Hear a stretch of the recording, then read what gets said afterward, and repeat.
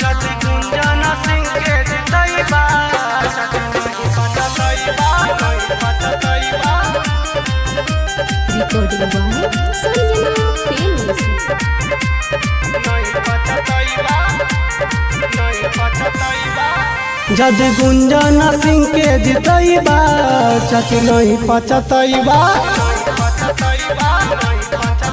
यदि उनके के संसद बनैबा चाची नहीं पचतैबा। केतनु देखे तुम चाची पैसा या नोट तैयो नहीं दिलवा में करी हाथ खो। यदि गुंजन सिंह के जितैबा चाची नहीं पचतैबा।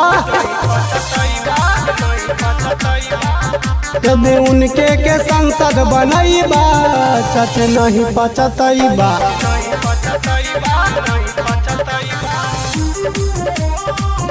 Recording by Sanjana films.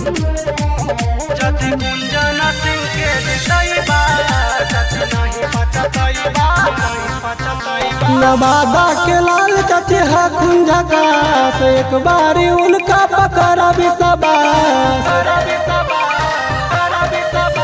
Nawada के लाल चाची है खुंझका से एक बारी उनका पकड़ा बिसबा।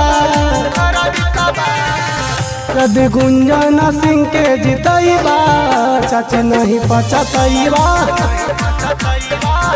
यदि उनके के संसद बनैबा चाची नहीं पचतैबा।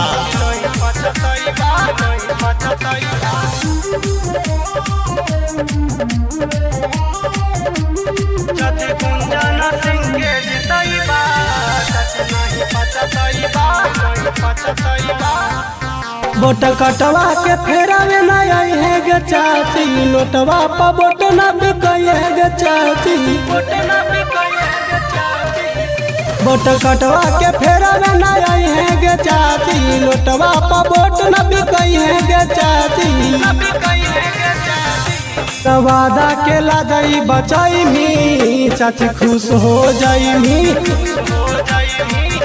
यदि उनके के संसद बनाई चाची खुश हो जाई।